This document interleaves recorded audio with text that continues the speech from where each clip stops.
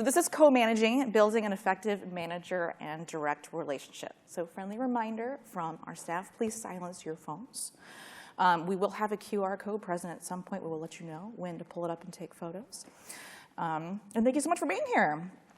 So this is me. I am Katie Golden. I'm the executive producer at Wonder Woman. I've been a manager for about 4 years. I've been in the industry for about 10 years. I'm associated with all these icons that you see here. They are part of my lexicon of where I have worked. And I will be driving the manager portion of the conversation. But I'm going to kick it off with Erin here to discuss the direct portion. Awesome. Thank you, Katie. And hi, everybody. My name's Erin Ali. I'm currently an Associate Director of Production over at Second Dinner. You know, Katie and I have worked collectively for 25 years in games, shipping games to communities that we love. We've found solidarity in talking about our successes and our failures, and what we've both tried as directs and managers. So we're here to share more with you. So first note, in an analysis released by McKinsey, they say your relationship with your manager is actually a top factor in your job satisfaction, which means as a result, it is the second most important determinant in your overall well-being. Only mental health is higher.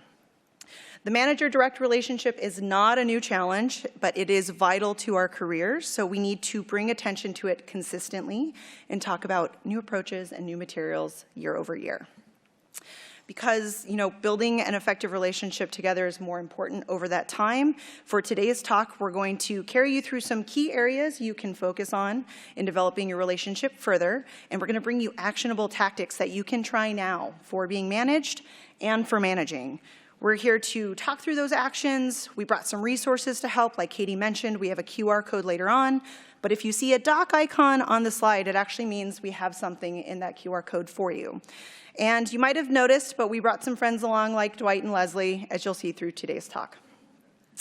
So we've learned something, and that is trial and error is key, and no two relationships look the same. So our challenge for you today is to pick one thing from today that you want to try, test it out, try it again, and find what works for you.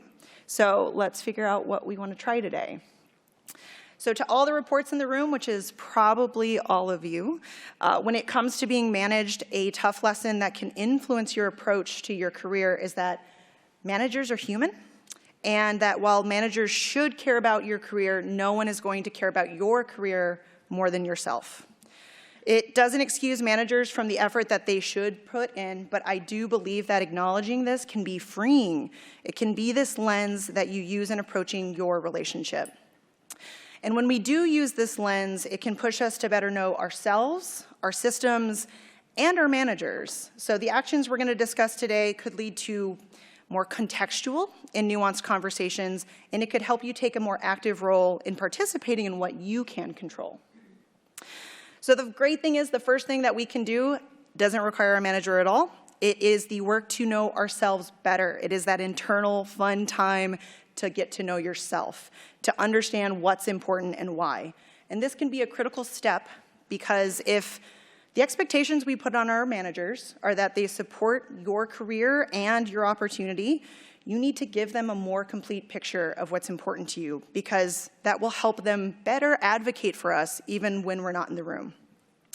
So the first thing you can do is run through an exercise like your own personal Q&A session. Do this on your own or with a trusted friend. And this is also an exercise you can repeat over your career. I would say do it yearly, do it every time you change a role. And we won't go through every single question on this list, and you're not required to answer every question on this list. But a few example questions could look like identifying what work fulfills you and what actually drains you, but also taking a hard look at how you could even stack rank priorities in your career. So we're talking about things like the importance of having a good manager, the importance of the team or the project that you're on, or even money and title. This is a tough question because it forces us to really say, would I choose money over title, or would I choose a project over having a good manager? Well, we're rarely in a position to have everything at once. So what would you actually prioritize, and where do you think you'd compromise at this point in your career? And an example of how this can manifest if you get to know yourself a little bit better. You know, on the surface level, everyone's probably said they've wanted a promotion before, but it can look different for two people. It can look very different for two people. And both of those examples on the screen are okay, but knowing these nuances can help your conversation. They can also lead to better opportunities, because now that your manager has a bit more insight into the why about what's important to you, they might have some opportunities for you in areas you can grow. So some next steps after you do that, you want to take these takeaways to your manager, unintended. Get it into a conversation with your manager. Make it a one-on-one topic. We're going to talk about that later. And share as much as you're comfortable with. You're not required to tell them every single answer that you answered on that Q&A sheet. Just tell them your takeaways and what's important to you. And while we're talking about sharing with your manager, I want to mention one lesson both myself and many other leaders have experienced and discussed. And that was, we all thought if we worked hard enough and we did a good job, that we would get the thing that we want. Sounds familiar, right? You feel like you do a good job, you're going to get it? Well, a lot of us, that doesn't actually happen. It wasn't true. And the reason for this was we didn't ask, we didn't say what we wanted. We place a lot of weight on our managers for understanding us, for knowing what we want and knowing that we're doing a good job and how we're going to get that. But in reality, they can't know what's in our minds. So we have to tell them. I get it, talking about what you want is hard, it makes you vulnerable, but I would encourage you to find ways to become comfortable with this. Talk with your friends, trusted friends, on ways to do this, practice with them. You can even tell your manager, I'm not comfortable asking for what I want. Can we exercise this? Can you help me work on this? That is something that they can and should help you with. Because I can guarantee you, you're going to have a higher chance of not getting the thing you want by staying silent. So congratulations, we all get to know ourselves a little bit better. We're now going to turn our attention on ways to partner with your manager as a further extension of how you advocate for yourself. And a major step you can take is learning about the system that you operate in. So we're going to talk a little bit more specifically about performance and reward structures. And when I say this, I'm not telling you to understand the concept of this system. I'm telling you to understand how it works at your company. Your manager should understand this. But I would encourage you all to educate yourself on this, because it can give you insight to that process and what you can control with them. And I would say don't wait till review season to actually learn this. Go find what resources are available to you now. And if they don't exist, because some places don't have these types of things, you can work with your manager on building some flexible structure for you. For example, pulling other company JDs to help build role guidelines for you as something that you can look on build on. There are some standard items to investigate here, and you can go find for your company, but I want to make one call out here, and that's requirements for managers. For example, when a manager submits a promotion for you, some companies require what we call a business justification. Managers have to prove your role needs to be higher for the project, and as a result, they need to provide this they need to provide a business justification. And what that ultimately means is you could be competent in your role and you could be doing all the right things, but your manager actually has to prove positive impact that that role needs to be higher both for the project and for the company. So I'll say it again, they need to not only show that you're competent at your role, but the business succeeds as a result of it. That kind of sucks because we're all doing what we possibly can, and that's a bummer. But the thing I would say is, if you know this and you're working with your manager, before review season, you can start talking to them about, hey, if there's a business justification, how can I help write that with you? Can we try to figure that out so I know when you're going to advocate, that's something that I know what you're going to talk about and how. Other considerations not outlined in wikis are things like, are there unwritten values your company or team may support that could be reflected in your reviews? What specifically do they want to talk about? Do they want you to talk about a list of accomplishments that you've done? Do they want you to talk about your impact in certain areas or how you lift others up? Or do they want you to talk about all of that?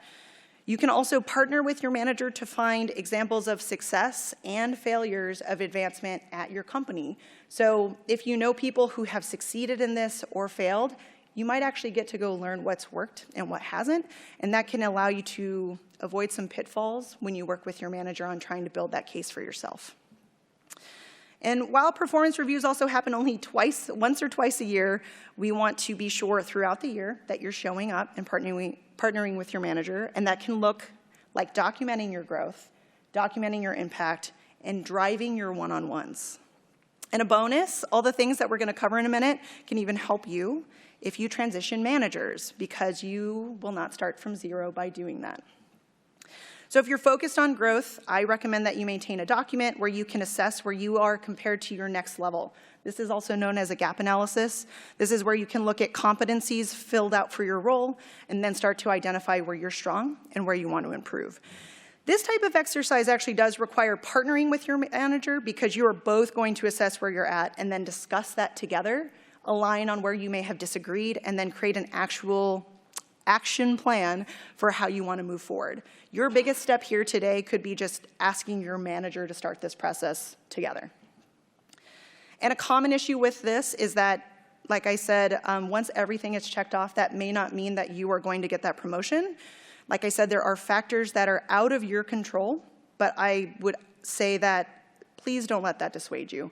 Please focus on what you can control, because, you could always make a decision to find a company that can and will promote you in the future. But do what you can control. So additionally, with self-reviews, we are asked about our achievements, what we achieved over the year, right? But if you start recalling details from a year ago, it starts to look blurry. You don't recall specific details. It's really hard to figure out what your impact was a year ago if you're not really tracking that. So a recommendation here is to maintain a document and update it regularly. I would recommend weekly, because that time sync can look a lot more like 10 to 20 minutes a week, and your details are still crisp in your head at this point in time. You can list accomplishments, the impact you drove. You can provide links to resources that you want to recall later. But the benefits of this could be that you are saving time and energy come review season. It is also a great look back to what you've done and how you've grown. For me, it makes me feel really great to go back and take a look at these things. And it also can lead to a more complete narrative that you can write for yourself come review season. The bonus is you could tell your manager you're going to give them access throughout the entire year of this doc, and they can look at this week over week and indirectly see what you are accomplishing week over week without having to tell them all the time. While we're in progression mindset, we are going to talk about a very valuable channel for growth, and that is your one-on-ones. Everyone's manager here has probably told them, I'll say mostly everyone's manager has probably told them that this is your time, so you are going to drive it because we want you to get the value out of it. Well, we've probably all fell into that trap where we use it for status updates.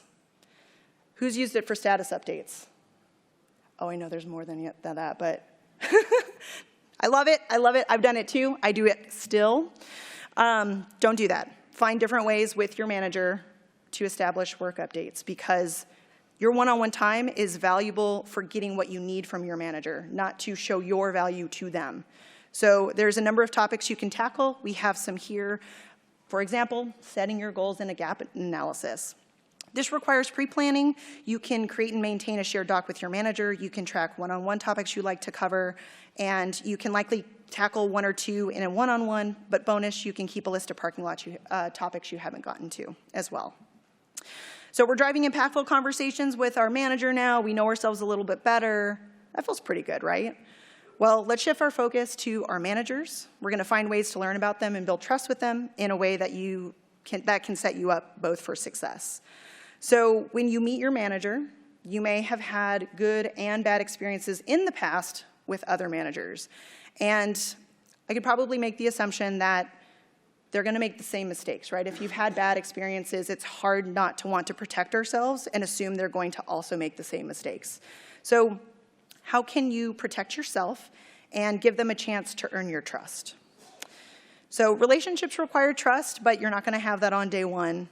So I would say, can you credit them trust? Kind of like a bank, Can you credit that to them while they are working to earn it from you? Find ways to be more open early in your relationship, or comfortable enough just to talk to them about concerns you have. I know this can be really hard because it leaves you vulnerable with your manager, and I'm not suggesting that you let them walk all over you and be okay with it, but to start, how can you try to not predetermine that your manager is going to fail you on day one?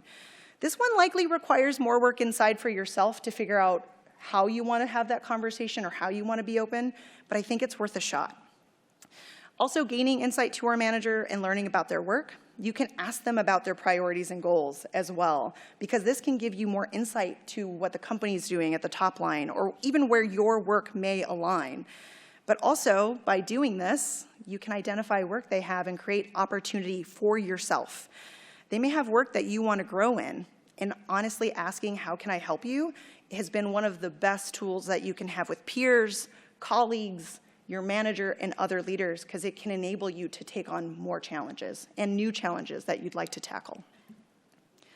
And lastly, learning how they work can be important too. This is about getting the most from them in your interactions. This can be about, do they like pre-reads before a meeting, or do they like to work in meetings with you?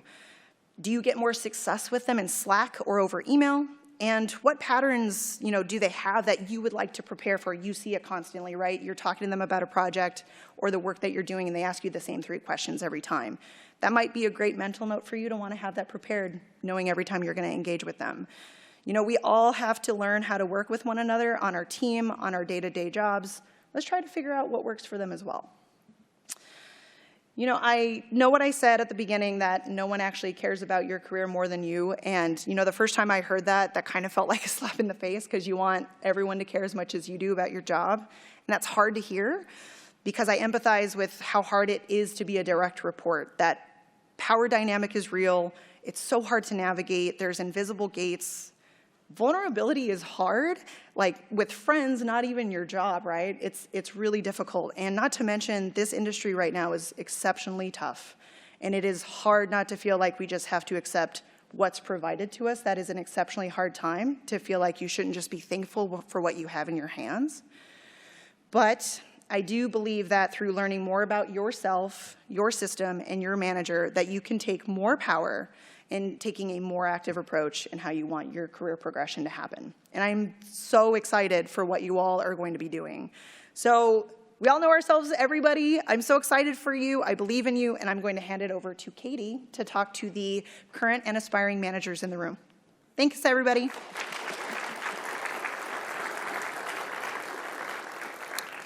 Thank you. Okay. Current and aspiring managers. Can I see some hands? We have managers in the room. Oh my God, okay, a lot of you, fantastic. I love this. So we're doing a mind switch right now. We are shifting into, I'm not a direct report, I am thinking about a manager and how I am supporting my direct reports. So I love this quote from the Harvard Business Review, is that one quality that truly sets apart great managers from the rest is that they discover what is unique about each of their directs, and then they capitalize on it. So average managers play checkers, while great managers play chess. And by the way, we're moving away from the office memes at this point. Michael Scott is not who we're going to be talking about for a great manager. Really, there aren't any allowed on TV, but we have Leslie Knope. So let's start by creating an environment that fosters relationship building. According to Gallup, employees whose managers hold regular meetings with them are almost 3 times more likely to be engaged as employees whose managers do not hold regular meetings with them. And those are those one-on-ones that we talked about previously. The manager is responsible and accountable for creating the space and time with their direct. So some tactical suggestions about how to do this. How do we actually get our checker pieces over into chess pieces? How do we start to understand what they are? Agree to a one-on-one cadence with your directs. And so some examples of some structures that I've seen previously are, maybe this is 1 hour monthly, maybe this is 30 minutes weekly, maybe you're doing 30 minutes weekly to discuss career, you're doing 30 minutes weekly to discuss work. 30 minutes weekly roughly boils out to about 6 hours a quarter that you're spending discussing growth with your direct, which if you think about it, 6 hours, not that much. 30 minutes a week does sound a lot. So finding a good balance between your direct, what's going to work for you, what's going to capture your goals, is going to be key here. Now ensure that this time is sacred. Do not reschedule your one-on-ones if you can help it. So sometimes a trap that our colleagues will fall into is they'll look at your calendar, I just need a meeting, it's really important. They'll see, hey, a one-on-one with the direct report. They can move that, no big deal, and they'll stomp it. Do not let this happen. And set an example with the other leads and colleagues around you that you don't move your one-on-ones for your directs. And this sends a message that your direct's time is valuable because you keep it sacred, and also you are present. So you are demonstrating their time is valuable by giving them your time, which they already believe is valuable, by listening to what it is that they're talking about. So be mindful of alternative one-on-one use. Erin already spoke to this. There's times where maybe we want to talk about other stuff. And you might notice that your direct report is sabotaging themselves by using the dedicated career growth conversation time to talk about current work. Maybe they're seeking clarity or alignment or even direction. So some possible reasons why this might happen. They don't have enough time with you. They don't have enough autonomy. They've been taking direction from you for a long time, and they still think they need to. Maybe they're out of their comfort zone, and they do need to still be taking direction from you. Or maybe you have too many directs, and your calendar is full, and they're calendar jockeying, trying to find time with you, and they go, I'll see them at our regularly scheduled time. So, friends, managers, this is on you to course correct. This is a problem, and now you know what it looks like. Rarely will you have a direct that will say these things to you, but this is what the indicators look like. So maintaining the health of our one-on-ones, create a shared one-on-one document. I like to put this in a high traffic area. For me, I pin it at the top of Slack. I also put it in meeting invites, so making sure this is not something that gets lost or you have to find it at a later time. And then update the doc, not the direct. And so as you're going through the week, as you're going through the month, and you're collecting ideas and things you want to talk about with your direct report, add those to the document. Do this instead of reaching out to them and shooting them a message, because it may just be top of mind, you don't want to forget it, but it might be fairly unimportant. But given power dynamics, this can feel like it's urgent to them, and it can come across as a message of, uh-oh, I have to do this right away. So this sounds familiar. You may have heard Erin talk about this previously. They are the exact same concepts. However, as a direct, this is an ownership tactic to drive their career. As a manager, this is a responsibility to be documenting and understanding what the direct needs to do. So if this is happening, surprise, you may be experiencing a phenomenon that is called managing up. Now, this is not bad. This is actually very good. But let's take that sweet, sweet bandwidth that you just earned and focus on your direct's career growth. That's actually what they're wanting you to do. So maintaining our commitments. Dedicate time to work supporting your directs. This is the time outside. Consider 10% of your time for each of your direct. And that's about 4 hours a week and a 40-hour work week. So what am I doing with all this time? Actually follow up on the action items that you've written down in your doc. At the very least, touch on topics. And so what you don't want is a situation where your direct report is pondering and wondering, man, I brought up that thing last week. Are they going to know? Look at your doc, circle back to it, and at least indicates that you're thinking about it and reminding them that their concerns are important to you. And this demonstrates consistency and reliability. And reliability starts to translate into trust. And I will talk about that with the trust equation. I love this thing. I reference it all the time. It is fantastic for even in just relationships where you think maybe you might not have strong enough trust with your own manager or your career or your peers. I'll talk it through. So we have credibility, reliability, and intimacy. This can also be authenticity, because intimacy can freak people out in the corporate environment. All over self-orientation equals trust. So, and you're going to need this trust because we're going to talk about feedback, giving feedback effectively. Anybody get the willies giving feedback?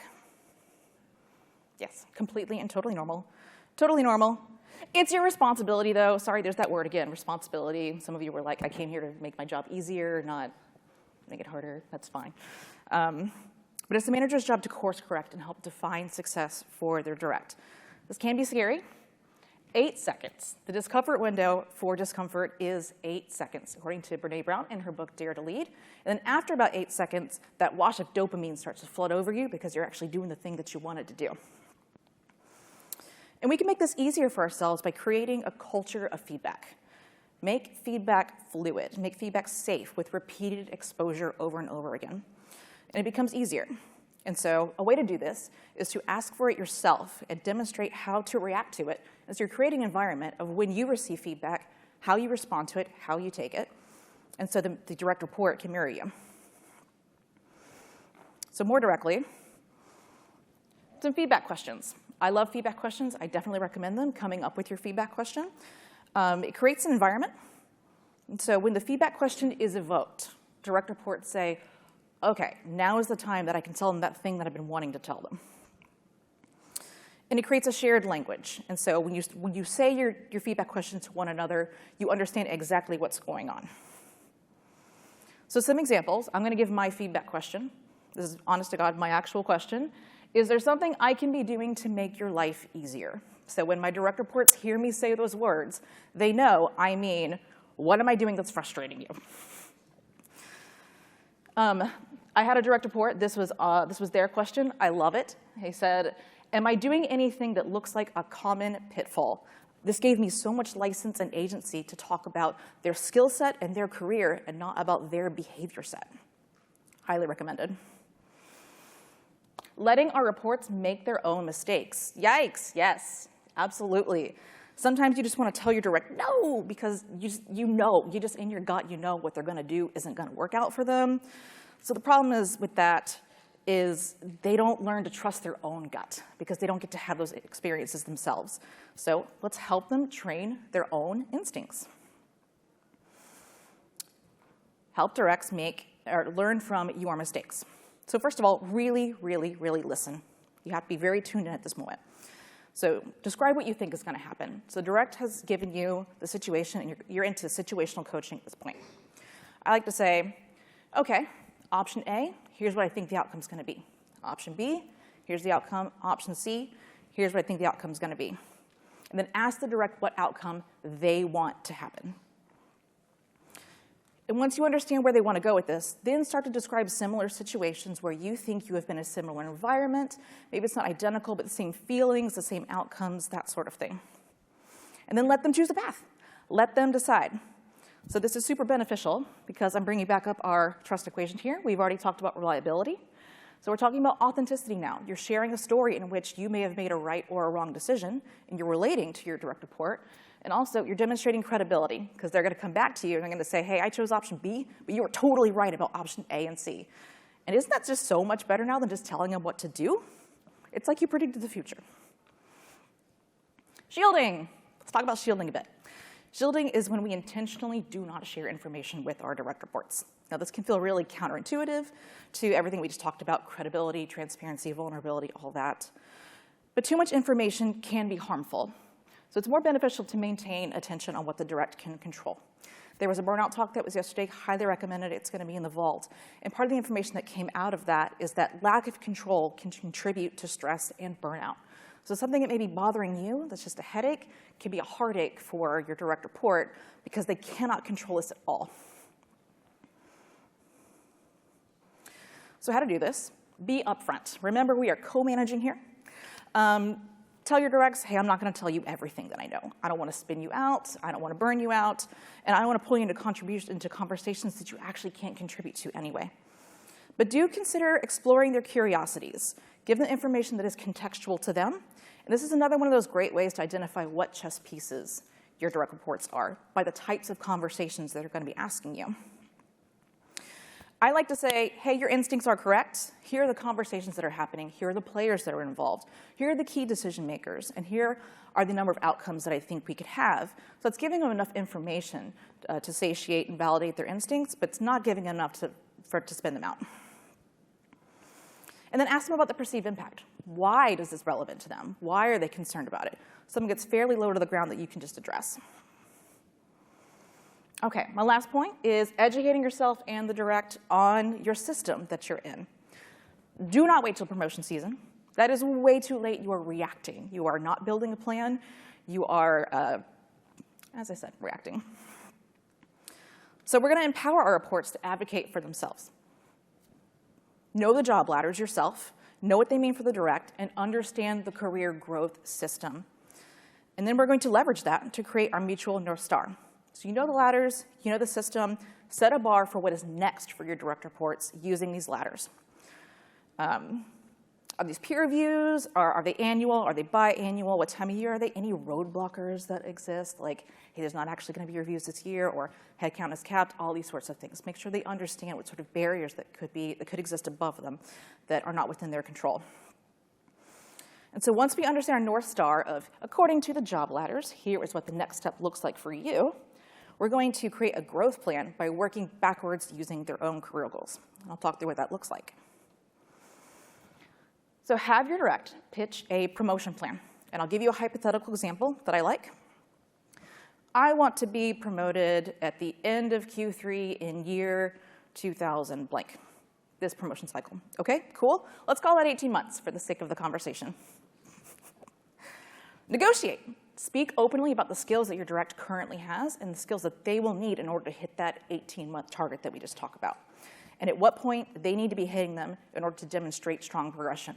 For example, if you want to be a manager, that's not something you do in like 6 months. That's something you need to show a long tail for.